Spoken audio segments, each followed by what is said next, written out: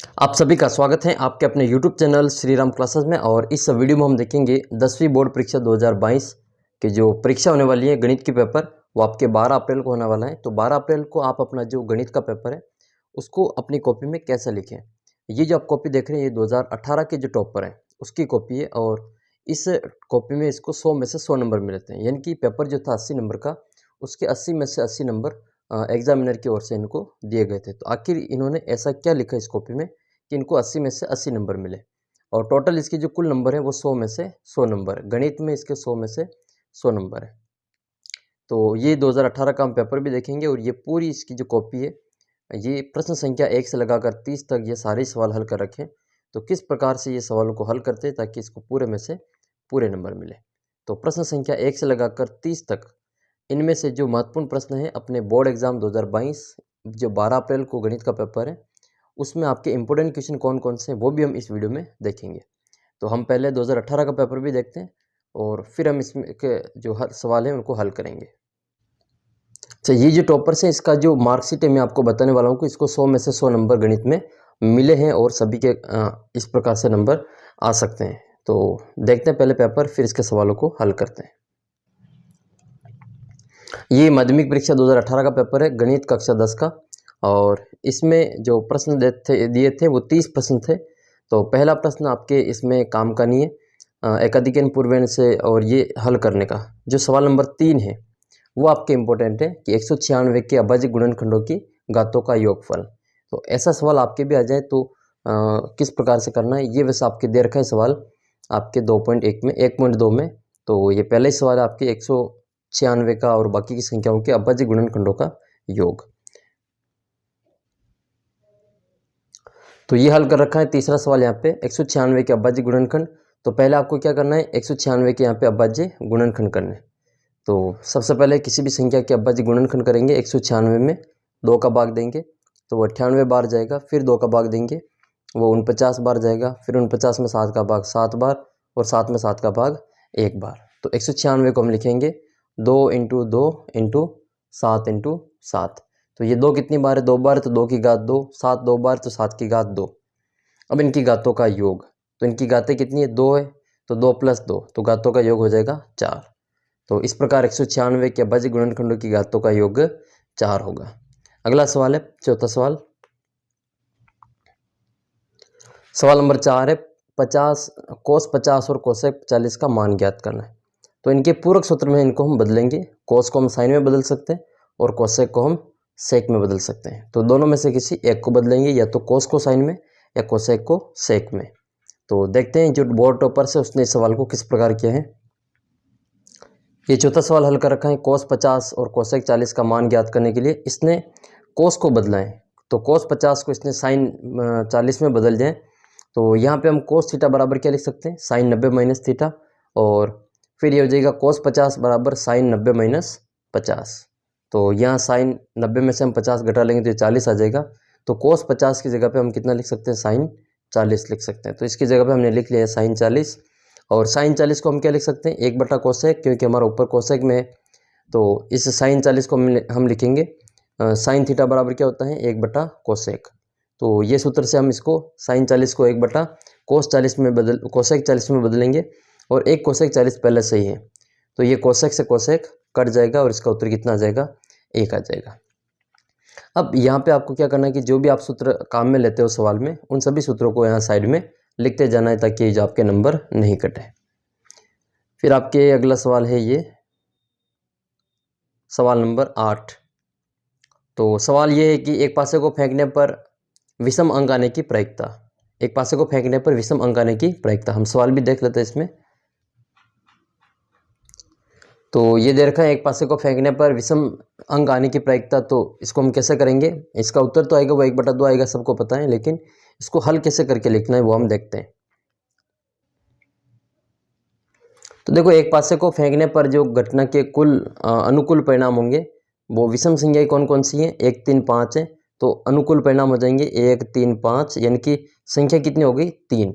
अनुकूल परिणाम 3 है, और कुल संभावित परिणाम कितने, वो हो जाएंगे 6। कौन कौन से, 1 से लगाकर 6 तक की गिनती। फिर विषम अंक आने की प्रायिकता बराबर विषम अंक होने के अनुकूल परिणाम बटे कुल संभावित परिणाम। तो अनुकूल परिणाम बटे कुल परिणाम, अनुकूल परिणाम इसमें 3 है और कुल परिणाम इसमें 6 हैं। तो यहाँ पे हम 3/6 लिखेंगे। 3/6 को हम 3 के पारे से काटेंगे, 3/6 को, तो 3 एक बार कटेगा, 6 2 बार कटेगा, उत्तर आ जाएगा इसका 1/2। तो विषम अंक आने की प्रायिकता कितनी आ गई यहाँ पे लास्ट में लिखा हुआ है, देखो इसने 1/2। फिर अगला सवाल देखते हैं हम इसमें। फिर सवाल नंबर 12 है इसमें आपके, यदि दो संख्याओं का गुणनफल 525 है, उनका महत्तम 5 है, तो उनका लघुत्तम ज्ञात कीजिए। तो दो संख्या a इंटू बी का मान इन्होंने दे रखा है, कितना a इंटू बी 525 है, और HCF कितना दे रखा है, HCF बराबर दे रखा है 5, हमें LCM ज्ञात करना है। तो a इंटू बी बराबर LCM इंटू HCF करके इसको हल करते हैं। तो बोर्ड के जो टॉपर्स है उसने इसको किस प्रकार से हल किया वो हम देखते हैं।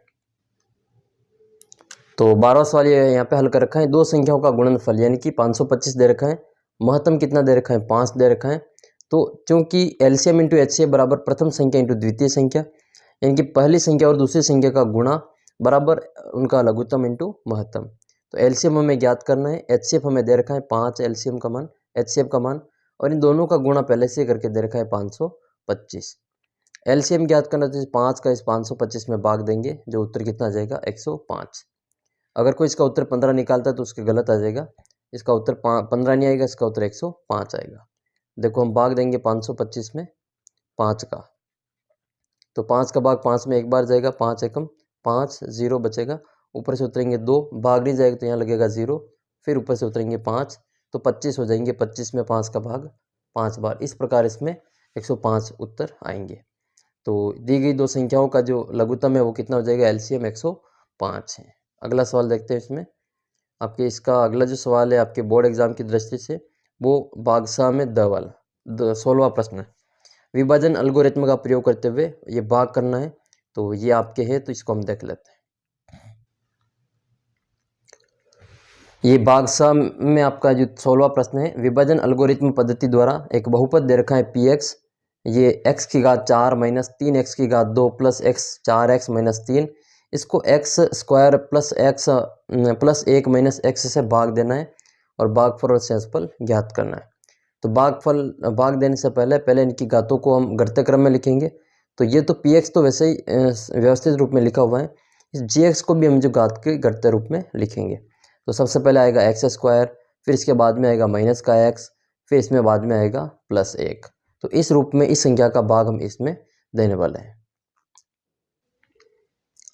तो सबसे पहले तो इसमें लिखनी विभाजन एल्गोरिथम में क्या होती हैं, वो होती हैं px बराबर jx into qx plus rx। ये वही समीकरण जो हमने यूक्लिड विभाजन में पढ़ा था, a बराबर बी क्यू प्लस आर वाली, यूक्लिड विभाजन में भी यही काम में लेते हैं। तो यहाँ पे हमें भाग देना है px में gx का, तो इसको व्यवस्थित करके लिख लें। यहाँ पे मैन इसको व्यवस्थित करके लिखना है, अगर आप इसको सीधे लिखोगे तो उत्तर हमारे गलत आ जाएंगे। तो व्यवस्थित करने पर फिर अब यहाँ पे लिख लिया भाग में, इसका भाग देना है इसमें। तो देखो इसका इस संख्या को किससे गुणा करें कि इसकी घात इससे ज़्यादा नहीं हो जाए, तो वो संख्या पता करने के लिए हम इसका पहला पद लेंगे। इसका पहला पद x की घात 4 और इसका पहला पद क्या है, x की घात 2। तो x की घात 4 में x की घात 2 का भाग देंगे तो कितनी बार जाएगा, x की घात 2 बार। ये जो x की घात 2 आएगा वो हम यहाँ पे उत्तर में लिखेंगे, और इस x की घात 2 को इस पूरी समीकरण से गुणा करके यहाँ पे हम नीचे लिख लेंगे। तो यहाँ पे इसको हम गुणा करते हैं x की घात 2 से, x की घात 2 से x की घात 2 को गुणा करेंगे तो ये x की घात 4 हो जाएगा, और माइनस x की घात 2 को x की घात 1 से गुणा करेंगे तो ये x की घात 3 हो जाएगा। ठीक है, ये अलग से लिखना है क्योंकि इसके अंदर नहीं दे रखा है। और फिर x स्क्वायर को 1 से गुणा करेंगे तो ये इसके x स्क्वायर में आ जाएगा। अब इसको हम घटाएंगे, तो घटाने से पहले इन सब के निशान चेंज कर देंगे, ये दोनों आपस में कट जाएंगे। ये माइनस का 3x स्क्वायर और प्लस का माइनस का 1x स्क्वायर, तो इन दोनों को जोड़ करेंगे तो माइनस के 4x स्क्वायर आएगा। फिर ऊपर से उतरेंगे 4x और माइनस के 3, और ये माइनस का प्लस में बदल जाएगा तो प्लस का x की घात 3, इसको हम पहले लिख लेंगे। तो इसको यहाँ लिख लेंगे x की घात 3 माइनस के 4x square plus 4x minus 3। अब वापस वही इसका पहला पद उठाएंगे x की घात 3, और यहाँ से उठाएंगे इसका पहला पद x की घात 2। तो x की घात 3 में जब हम भाग देंगे x की घात 2 का, तो ये भाग जो जाएगा वो x बार जाएगा। x को इस पूरी संख्या से गुणा करके इसके नीचे लिखेंगे, तो ये x को x स्क्वायर से करेंगे तो x क्यूब आ जाएगा। एक्स को एक्स से करेंगे तो ये एक्स स्क्वायर आ जाएगा, एक्स को एक से करेंगे तो ये एक एक्स आ जाएगा। फिर हम इसमें घटाएंगे तो इसके निशान सबके चेंज हो जाएंगे, ये माइनस हो जाएगा, ये प्लस हो जाएगा, ये माइनस हो जाएगा। तो ये दोनों तो आपस में कट जाएंगे, एक्स क्यूब और एक्स क्यूब प्लस माइनस क्या है तो माइनस के 4 और प्लस का 1। जब हम इनको जोड़ेंगे तो माइनस के 3 आएंगे, तो इसके साथ में एक्स स्क्वायर है तो एक्स स्क्वायर, तो ये माइनस के 3 एक्स स्क्वायर और ये हमने यहाँ पे लिख लिया। फिर प्लस के 4 एक्स, इसमें से एक एक्स घटाएंगे तो 3 एक्स बचेगा, तो ये लिखा हमने 3 एक्स। ऊपर से उतरेंगे माइनस का 3, तो ये माइनस के 3। फिर अब इसमें भाग देना है इसका, तो माइनस के 3 एक्स स्क्वायर में भाग देंगे एक्स स्क्वायर का, तो ये एक्स स्क्वायर से एक्स स्क्वायर कट जाएगा, माइनस के 3 आएंगे, वो यहाँ उत्तर में लिखेंगे। माइनस के 3 को इस पूरी संख्या से गुणा करेंगे, तो माइनस के 3 को एक्स स्क्वायर से करेंगे तो माइनस के 3 एक्स स्क्वायर, माइनस के 3 को माइनस के एक्स से करेंगे तो प्लस के 3 एक्स हो जाएंगे, और प्लस के 1 को हम माइनस के 3 से करेंगे तो माइनस का 3 हो जाएगा। घटाने से पहले इनके निशान चेंज करेंगे, प्लस ये माइनस और ये वाला प्लस। अब ये दोनों आपस में कट जाएंगे, ये दोनों आपस में कट जाएंगे, ये भी कट जाएंगे और ये भी कट जाएंगे। शेषफल कितना गया यहाँ पे 0। भाग कितनी बार गया तो x की घात 2 प्लस एक्स माइनस 3 बार इसमें भाग गया, तो ये तो हमारा भागफल है। जो नीचे से यहाँ पे बच रहा है वो हमारा शेषफल है। तो ये विभाजन एल्गोरिथम का प्रयोग करके भागफल और शेषफल ज्ञात किया। अगला सवाल 17वां आपके काम का है समांतर श्रेणी का। समांतर श्रेणी का सवाल है कि किसी समांतर श्रेणी का दूसरा पद 3 है और तीसरा पद 5 है, तो उसके प्रथम 20 पदों का योगफल ज्ञात करना है। सवाल भी हम देख लेते हैं इसमें। ये जो 17वां सवाल है वेरी वेरी मोस्ट इंपोर्टेंट सवाल है, यहाँ एमपी लगा लेना इसको। यदि किसी समांतर श्रेणी का दूसरा और तीसरा पद क्रमशः 3 और 5 है तो प्रथम 20 पदों का योगफल ज्ञात कीजिए। तो योगफल ज्ञात करने के लिए हम सूत्र कौन सा लगाएंगे इसमें, एस एन वाला। एस एन बराबर एन बटा 2 कोष्टक 2a plus N minus 1 into D. तो ये सूत्र लगाने के बाद में इसमें हम n का मान चाहिए, n का मान हमें दे रखा है 20, पहला पद नहीं दे रखा है, दूसरा और तीसरा पद दे रखा है, तो हम इससे d ज्ञात कर लेंगे। d आने के बाद दूसरे पद से हम पहला पद भी ज्ञात कर लेंगे। फिर इसको इस सूत्र में लिख के हम इसके प्रथम 20 पदों का योगफल ज्ञात करेंगे। तो एक तो हमें इसमें a ज्ञात करना पड़ेगा, एक इसमें d ज्ञात करना पड़ेगा। तो इन दोनों को हम ज्ञात करते पहले, फिर इसमें योगफल ज्ञात करते हैं। तो आपको भी आपकी बोर्ड की कॉपी में ऐसे लिखना है, दिया गया है समांतर श्रेणी का दूसरा पद a2 बराबर 3 है, तीसरा पद a3 बराबर 5 है। ज्ञात करना है हमें प्रथम 20 पदों का योगफल। ये लिखने के आपको नंबर मिलते हैं, तो आप इसको लिखिए ताकि आपके पूरे में से पूरे नंबर आए। सारवंतर d बराबर a2 माइनस a3। a2 का मान कितना है तो दूसरा पद a3 कितना है तो ये 5 दे रखा है, और दूसरा पद कितना है तो वो 3 दे रखा है। तो 5 में से 3 जाएगा तो d का मान कितना आ जाएगा 2। अब पहला पद ज्ञात कर लेंगे, तो पहला पद ज्ञात करने के लिए हम क्या करते हैं, जैसे दूसरा पद ज्ञात करना होता है तो पहले पद में हम d जोड़ते हैं। तो पहला पद ज्ञात करने के लिए इस d को इस दूसरे पद में से घटा लेंगे, तो d का मान 2 है, और अपना जो सवाल नंबर 17 में हमें पहला पद ज्ञात करना है तो d का मान 2 लिखेंगे, और दूसरा पद कितना दे रखा है 3। तो इसमें 3 में से हम 2 को घटाएंगे तो पहला पद कितना आ जाएगा 1 आ जाएगा। तो समांतर श्रेणी हो जाएगी 1 3 5, ये दूसरा पद है, ये तीसरा पद है। अब इसका हमें जो प्रथम 20 पद है उनका योगफल ज्ञात करना है, यानी कि ये विषम संख्या है, प्रथम 20 विषम संख्याओं का योगफल ज्ञात करना है, तो इसका उत्तर कितना आएगा 400 आएगा। ये वैसे ही आप डायरेक्ट भी इसको याद रखें, जितनी भी संख्या होती हैं अगर वो विषम संख्या है, प्रथम विषम संख्याओं का योग n स्क्वायर के बराबर होती है। तो 20 विषम संख्या है तो 20 का वर्ग कितना आ जाएगा 400, तो इसका योगफल 400 के बराबर आएगा। हल करते हैं आगे, इसको देखें। यहाँ पे हमने लिख लिया, देखो इसमें पहला पद 1, d का मान 2 है और n का मान इसमें 20 है।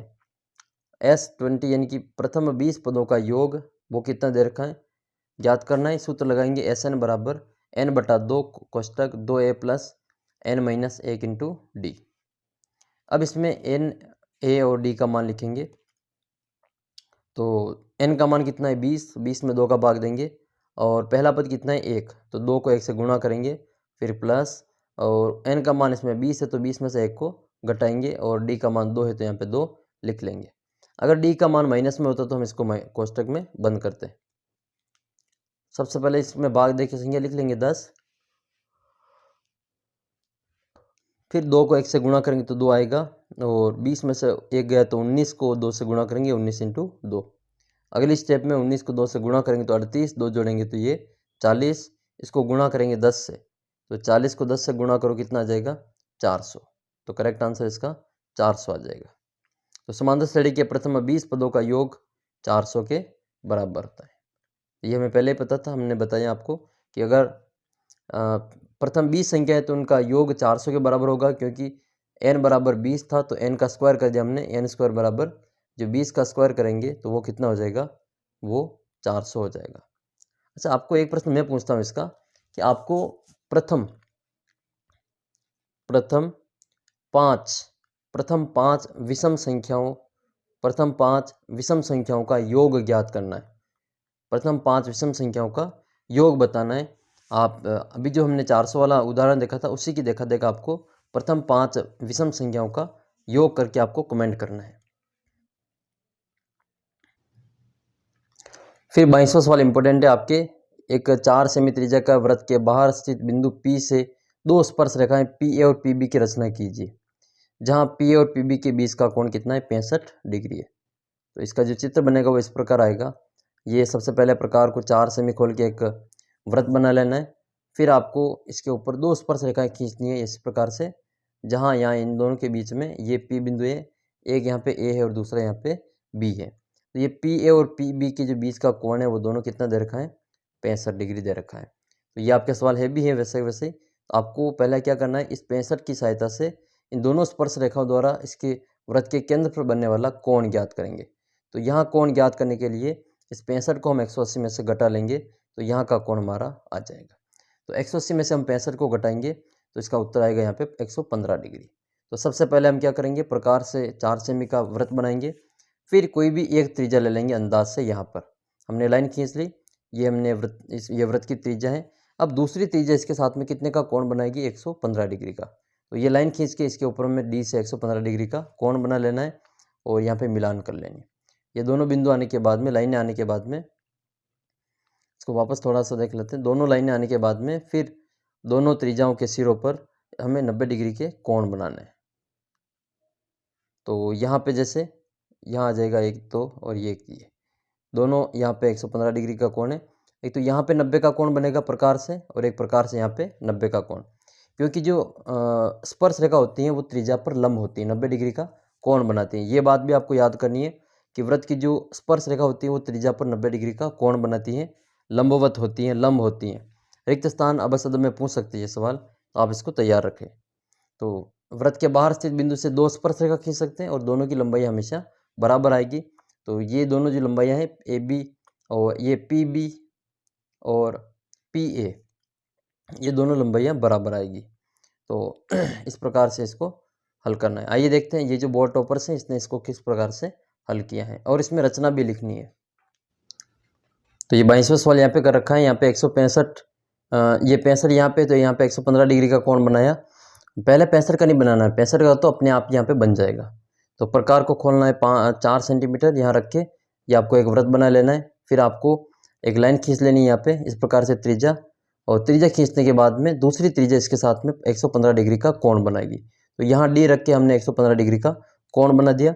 फिर इसके जो दोनों सिरे हैं, यहाँ जो बिंदु आएगा जहाँ त्रिज्या दोनों को दूसरे को स्पर्श करेगी, जहाँ से स्पर्श रेखा निकलेगी, तो वहाँ पे हमको एक यहाँ पे 90 डिग्री का कोण बनाना है। 90 का कोण बनाने के लिए हम क्या करते हैं, प्रकार को A बिंदु पे रख के यहाँ पे चाप काटेंगे। फिर एक चाप यहाँ कटेगा, दूसरा चाप यहाँ कटेगा। फिर इन दोनों चाप को हम यहाँ से इस प्रकार से काट लेंगे, तो ये यहाँ पे एक दूसरे को मिलाती हुई स्पर्श रेखा के रूप में निकलेगी। ठीक है, ये वाली लाइन। इसी प्रकार से B बिंदु पर भी 90 का कोण बनाना है। ये दोनों चाप काटने, एक चाप ऊपर और एक चाप इस प्रकार से दूसरे के ऊपर काटना है। फिर ये दोनों एक दूसरे को यहाँ पे काटते हुए निकलेंगे, तो यहाँ पे ये 65 डिग्री का कोण बनेगा। रचना किस प्रकार लिखनी है, तो सर्वप्रथम स्केल से हमने OA बराबर 4 सेमी खींचकर 4 सेमी त्रिज्या का वृत्त बनाया, और स्पर्श रेखाएं त्रिज्या पर लंब होती हैं। अतः x पर जो बिंदु वृत्त की जो केंद्र है, केंद्र पर त्रिज्याओं द्वारा बने कोण का मान ज्ञात करेंगे। तो चारों कोणों को जोड़ेंगे, 90-90 तो दोनों त्रिज्याओं वाले केंद्र पर x का मान हो जाएगा, और प्लस दोनों त्रिज्याओं के बीच का कोण 65 डिग्री। ये चारों की जोड़ 360 डिग्री के बराबर होती हैं। तो ये 3 की जोड़ कितनी हो जाएगी 245। इसको हम घटाएंगे 360 में से तो 115 डिग्री आ जाएगा। फिर तीसरा सवाल है, बिंदु ओ पर कोण बनाएंगे हम। तीसरा बिंदु इसमें बिंदु ओ पर कोण ओ बराबर 115 डिग्री का चांदे से बनाया और ए और बी पर दो स्पर्श रेखाएं बनाई, जहाँ से वो मिली वहाँ पी बिंदु अंकित किया और कोण ए पी बी का मान कितना डिग्री 65 डिग्री आए वो हमने माप लिया। इस प्रकार से अभिष्ट स्पर्श रेखाओं की रचना की। तो इस प्रकार आपको भी जो रचना करनी है। अगला सवाल आपके नेक्स्ट क्वेश्चन है, एक थैले में एक सफ़ेद, 2 काली और 3 लाल गेंद एक ही आकार की हैं। तो इस थैले में से एक गेंद यादृच्छा निकल जाती है, तो प्रायिकता ज्ञात करनी है। गेंद सफ़ेद हो, गेंद काली न हो, गेंद लाल हो, तीनों की प्रायिकता हमें यहाँ पे ज्ञात करनी है। तो ये प्रायिकता का सवाल है। आइए देखते हैं इसको कैसे हल करना है। तो ये प्रायिकता है, इसमें सफ़ेद गेंद आने के अनुकूल परिणाम कितने हो जाएंगे 1 हो जाएगा। कुल संभावित परिणाम कितने हैं तो 6 हैं। एक सफ़ेद है, 2 काली और 3 लाल है, सबकी जोड़ 6 हो जाएगी, तो कुल परिणाम 6 हो गए। सफ़ेद गेंद के अनुकूल परिणाम एक ही सफ़ेद गेंद है तो 1 हो जाएगा। तो गेंद सफ़ेद होने के अनुकूल परिणाम 1, कुल परिणाम 6, तो सफ़ेद गेंद होने की प्रायिकता कितनी हो जाएगी अनुकूल परिणाम बटे कुल परिणाम। सूत्र लगा लिया यहाँ पे, एक ये अनुकूल परिणाम 1 है और कुल परिणाम 6 है। गेंद सफ़ेद होने की प्रायिकता 1/6 है। अब दूसरा है गेंद काली होने के अनुकूल परिणाम। हमें ज्ञात करना है गेंद काली नहीं होने के परिणाम। तो काली होने के परिणाम कितने हैं 2 गेंद काली है तो कुल परिणाम 6 है। तो गेंद काली होने के जो प्रायिकता है वो इस प्रकार होगी, अनुकूल परिणाम बटे कुल परिणाम 2/6 यानी कि 1/3। तो ये इसका उत्तर हो जाएगा गेंद काली होने की प्रायिकता। फिर हमें ज्ञात करना है गेंद काली नहीं होने की प्रायिकता। तो चूंकि गेंद काली होने की प्रायिकता और गेंद काली नहीं होने की प्रायिकता की जोड़ 1 के बराबर होती है, तो हमें काली होने की प्रायिकता हमने ज्ञात कर ली 1/3। तो काली नहीं होने की प्रायिकता कितनी हो जाएगी तो 1/3 को हम 1 में से माइनस कर देंगे। तो P प्रायिकता गेंद काली नहीं बराबर 1 माइनस गेंद काली होने की प्रायिकता। गेंद काली होने की प्रायिकता 1/3 है, तो 1 में से हम 1/3 को घटाएंगे तो इसका उत्तर आएगा 2/3।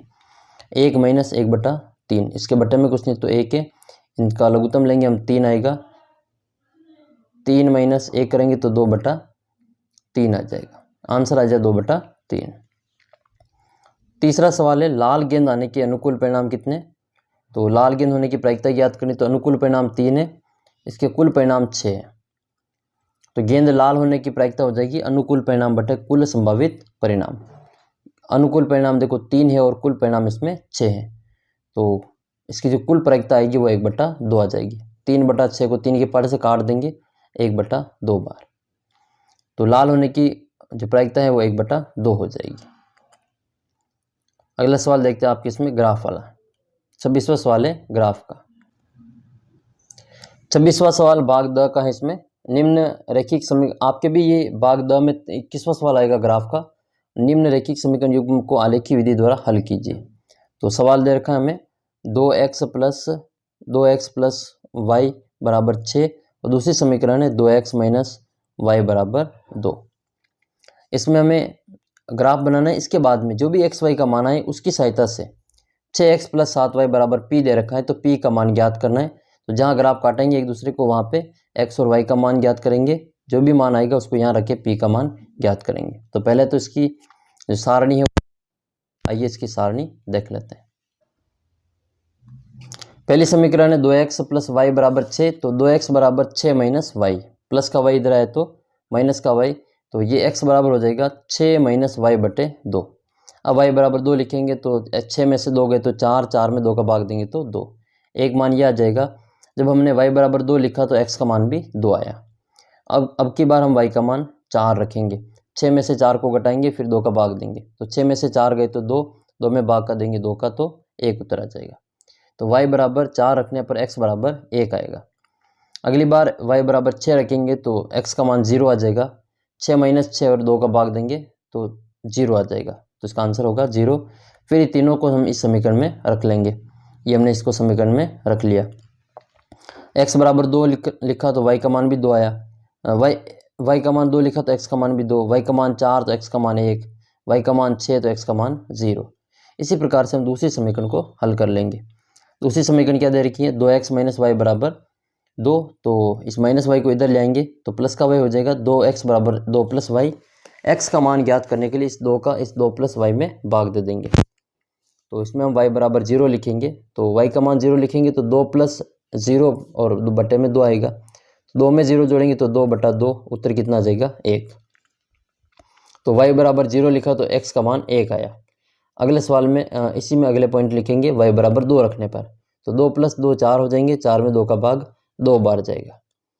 अगली बार लिखेंगे y बराबर माइनस के 2, तो 2 प्लस माइनस 2 बराबर बटे में 2, तो प्लस माइनस माइनस हो जाएगा, 2 में से 2 गए तो 0, 2 का भाग देंगे तो 0। तो ये तीनों ही मान आ गए इसके भी। x बराबर y बराबर 0 लिखा तो x का मान 1, y बराबर 2 लिखा तो x का मान 2, y बराबर माइनस 2 लिखा तो x का मान 0 आया। फिर इन दोनों को हम ग्राफ में यहाँ पे दर्शाएंगे। तो ये ग्राफ में हम यहाँ पे बताएंगे। देखो इस कॉपी में आपको जो ये रोल नंबर दे रखे हैं, तो इनका जो मैं रिजल्ट भी बताने वाला हूँ। किसी के 100 में से 100 नंबर आए हैं। ये 2018 की कॉपी है आपके सामने। तो आपको क्या करना है, यहाँ पे पैमाना लिखना है, ऊपर यहाँ पे पैमाना लिखना है, ग्राफ में पैमाना लिखाना है। यहाँ पे 1 सेमी बराबर x अक्ष पे भी और y अक्ष पे भी 1 सेमी बराबर 1 इकाई, 1 सेमी बराबर 1 इकाई, ये पैमाना लिखना है। और y अक्ष पे भी यही पैमाना लिखना है, 1 सेमी बराबर 1 इकाई। फिर उसके ऊपर आपको खानापूर्ति करनी है, रोल नंबर लिखने हैं, विषय आपकी प्रश्न संख्या कौन सी है वो लिखनी है। और तो प्रश्न संख्या तो आपके 21 होगी। अब की बार आपके प्रश्न संख्या ग्राफ वाली 21 होगी। अगला फिर इसमें आपको ये बिंदु लगा लेना है। ये आड़ी लाइन खींचेंगे x अक्ष, ये खड़ी लाइन खींचेंगे y अक्ष। जो गहरी लाइन है उसी के ऊपर खींचना, हल्की लाइन पे मत खींचना। फिर यहाँ पे हम नंबर दे देंगे 1 2 3 4 5 6 7 8 तक, -1 -2 -3 -4 -5 -6 प्लस 1 2 3 4 5 6 तक ये दे देंगे। और माइनस में भी इनको नंबर देंगे 0, बीच में आ जाएगा इसका, यहाँ पर इसका मूल बिंदु है, यहाँ पर इसका मूल बिंदु होता है 0,0। और माइनस में भी इन सब के मान लिख लिए हमने यहाँ पे। अब हमने जो सारणी दे रखी है, हमने सारणी ऊपर बनाई थी, ये वाली सारणी, ये 2 2 1 4 0 6। तो पहले हम 2,2 को 1,4 और 0,6 को ग्राफ में दर्शाते हैं। तो x का मान भी 2 और y का मान भी 2, तो यहाँ आ जाएगा x का मान भी 2 और y का मान भी 2।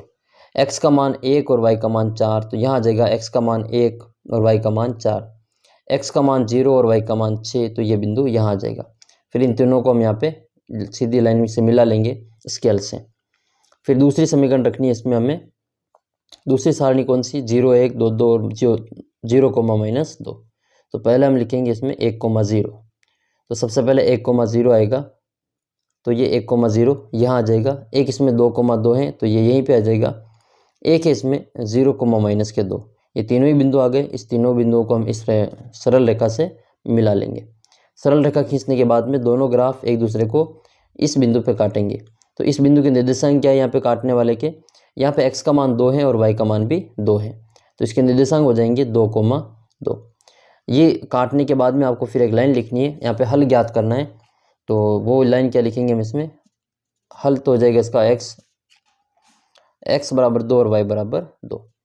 तो सबसे पहले ये यहाँ पे लिखेंगे, दोनों रेखाएं जो है वो प्रतिच्छेद करेगी एक दूसरे को, और प्रतिच्छेदी बिंदु क्या होगा 2,2, इसका अद्वितीय हल होगा, और x बराबर 2 और y बराबर 2 आएगा। यहाँ x और y का मान आने के बाद में हमें वो जो संबंध दे रखा था 6x + 7y बराबर p। एक तो इस कॉपी, ये जिसकी भी कॉपी, इन्होंने ये सवाल नहीं किया था, तो देखो फिर भी थोड़ी छोटी बहुत जो मिस्टेक है या फिर थोड़ी बहुत तो गलती हो जाती है। तो ये सवाल इन्होंने थोड़ा सा इसमें नहीं किया था, फिर भी इसको जो पूरे में से पूरे नंबर मिले। तो आप भी अच्छा लिखने की कोशिश करें, हो सकता है आपकी जो कॉपी चेक करने वाले हैं वो खुश हो जाए और आपको अच्छे में से बढ़िया नंबर, पूरे में से पूरे नंबर दे दे। तो इसको आगे हल करना है आपको। तो x की जगह 2 लिखेंगे, तो 6 × 2 + 7 × 2, 6 दूनी 12 + 7 दूनी 14। जब इनकी जोड़ करेंगे तो इसका उत्तर आ जाएगा 26। तो p का मान कितना आया, 26। तो ये इसमें p का मान ज्ञात किया। अगला सवाल देखते हैं हम इसका, सवाल नंबर 27। सवाल नंबर 27 तो वेरी मोस्ट इंपॉर्टेंट है, ये sin cos tan वाला है। सिद्ध करना है आपको कि √1 + cos थीटा बटे में 1 - cos थीटा बराबर में लाना है कोसेक थीटा + कोट थीटा। तो इसको सिद्ध करने के लिए हम क्या करेंगे, सबसे पहले इसका परिमेयीकरण करेंगे। LHS ले लेंगे। LHS ये आएगा हमारा 1 प्लस कोस थीटा बटे 1 माइनस कोस थीटा, फिर इसके हर का परिमेयकरण करेंगे। तो ये जो संख्या दे रखी है इसके हर का परिमेयकरण करेंगे, ये लाइन लिखेंगे यहाँ पे। हर का परिमेयकरण का मतलब क्या होता है, इस अंडर रूट को यहाँ से हटाना है। तो अंडर रूट हटाने के लिए हम क्या करेंगे, यह जहाँ जो संख्या दे रखी है 1 माइनस कोस थीटा, इसका उल्टा यानी कि 1 प्लस कोस थीटा से ऊपर नीचे गुणा करेंगे। तो इसका हर का परिमेयकरण करने के लिए इसके जो हर है उसका उल्टा व्युत्क्रम, ये माइनस में तो उसको प्लस वाले से ऊपर नीचे गुणा कर दिया। तो गुणा करेंगे 1 प्लस कोस थीटा बटे 1 प्लस कोस थीटा से। तो देखो ऊपर जो संख्या है वो हमेशा ही एक जैसी बनेगी, ये 1 plus cos theta 1 plus cos theta, गुणा करेंगे तो ये 1 प्लस कोस थीटा का होल स्क्वायर हो जाएगा।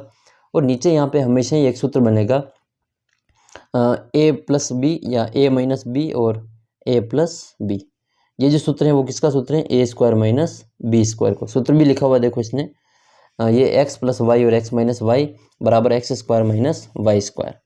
तो यहाँ पे हम लिख लेंगे under root 1 plus cos theta का होल स्क्वायर और बट्टे में एक का स्क्वायर एक ही आएगा और कोस स्क्वायर थीटा। अब इस 1 माइनस कोस स्क्वायर थीटा की जगह हम क्या लिख सकते हैं, पहली सर्वसमीका से sign square theta plus cos square theta बराबर कितना होता है, एक। तो इस एक को हम कोस स्क्वायर को हम एक की तरफ ले जाएंगे तो साइन स्क्वायर बराबर बचेगा 1 माइनस कोस स्क्वायर। तो 1 माइनस कोस स्क्वायर बराबर हम लिख सकते हैं यहाँ पे साइन स्क्वायर थीटा। तो फिर हमने इसकी जगह पे लिख लिया 1 माइनस कोस स्क्वायर थीटा, और ये इसको हल करके लिखा हुआ है ये 1 माइनस कोस स्क्वायर थीटा। तो ये आ जाएगा हमारा 1, इसको तो हम अंडर रूट हटा देंगे इसका, तो 1 प्लस कोस थीटा और बटे में under root 1 sine square theta, तो इसका भी स्क्वायर से अंडर रूट कट जाएगा। तो संख्या बचेगी 1 प्लस कोस थीटा और बटे में साइन थीटा। इन दोनों को सेपरेट कर लेंगे, साइन का भाग एक में भी देंगे, साइन का भाग कोस में भी देंगे। तो 1 बटा साइन और कोस बटा साइन। 1 बटा साइन क्या होता है, 1 बटा साइन कोसेक होता है, कोसेक। और साइन कोस बटा साइन क्या होता है, कोट होता है। ये हमारे लाना था, RHS हमारा आ गया। RHS आ गया तो यहाँ पे लिख लेना है बराबर में RHS और इत्ती सिद्धम, या इसकी जगह पे आप और लिख सकते हैं HP, हैंस प्रूव्ड। तो ये सवाल था। फिर इसका अगला सवाल है आपके, ये अब की बार आपके परीक्षा में ये आपकी जो किताब है इसमें नहीं दे रखा है, तो इसको हम यहाँ पे नहीं हल करेंगे। ये सवाल दे रखा है 10 बटा 1 माइनस कोट प्लस माइनस 10, तो 1 प्लस 10, तो ये आपके सवाल नहीं दे रखा, तो इसको हम हल नहीं करेंगे। फिर आपके एक्स अक्ष पर वो बिंदु ज्ञात करना है, यहाँ पे जो ये इसकी दूरी हमें दे रखी, तो ये भी सवाल आपके नहीं है। और अगला सवाल है आपके, फिर ये भी आपका नहीं है, सवाल नंबर 29 भी। फिर अगला सवाल है आपके 30वां। 30 सवाल में क्या है हम देख लेते हैं पहले सवाल को। 30वें सवाल में बारंबारता बंटन का माध्य और बहुलक ज्ञात करना है। ये एक ही सवाल है, इसी का माध्य ज्ञात करना है, इसी का बहुलक ज्ञात करना है। तो वेरी मोस्ट इंपॉर्टेंट है। आइए हम इसका माध्य और बहुलक ज्ञात कर लेते हैं। तो सबसे पहले हम ज्ञात करते हैं इसमें माध्य। तो माध्य ज्ञात करने के लिए पहले हम बारंबारता प्राप्तांक लिखेंगे, वर्ग लिखेंगे, इसके बाद में हम पहले वर्ग चिन्ह x ज्ञात करेंगे, इसको मध्यमान कहते हैं। मध्यमान ज्ञात करने के लिए हम क्या करते हैं, इन दोनों को जोड़ के हम 2 का भाग देंगे। तो 20 और 30 को जोड़ेंगे तो कितना आ जाएगा 50, और 50 में 2 का भाग देंगे तो कितना आ जाएगा 25। तो यहाँ पे आ गया 25। 30 और 40 70, 70 में 2 का भाग देंगे तो 35। 50 40 90, 2 का भाग देंगे तो 45। 50 60 110, भाग देंगे 2 का तो 55। 60 70 130, 2 का भाग देंगे तो 65। ये हमारे पास में x आ गया। ये छात्रों की संख्या बारंबारता दे रखी है, इस x को f से गुणा करेंगे। और आप चाहो तो इसको कल्पित माध्य विधि से भी कर सकते हैं। इस x को और छोटा करके अलग कॉलम बन जाएगा यहाँ पे d वाला, x माइनस a करके इसको भी हम कर सकते हैं। अभी हम प्रत्यक्ष विधि से इसको हल कर रहे हैं। तो 4 को गुणा करेंगे 25 से 100 आएगा, 35 को 28 से गुणा करेंगे 980, 45 से 42 को गुणा करेंगे 1890, 55 से 20 को गुणा करेंगे 1100, 65 को 6 से करेंगे तो 390। फिर इनकी जोड़ करनी है, fx की भी जोड़ करनी है और f की भी जोड़ करनी है। fx की जोड़ 4460 आएगा और f की जोड़ इसमें 100 है। तो सबसे पहले ये पूरी वर्ग चिन्ह ज्ञात कर रखा है। तो इसका माध्य ज्ञात करने का सूत्र क्या है, सिग्मा fx बटा सिग्मा f। 4460 में भाग देना है 100 का, तो 2 संख्या छोड़ के इसमें हम पॉइंट लगा लेंगे। तो 2 जीरो तो 2 संख्या छोड़ के पॉइंट लगा लेंगे, तो आंसर आ जाएगा 4460 इसका आंसर होगा। अब हम इसका बहुलक ज्ञात करते हैं। तो बहुलक ज्ञात करने के लिए आपको फिर वापस से दोबारा से इसकी सारणी नहीं बनानी है। तो सब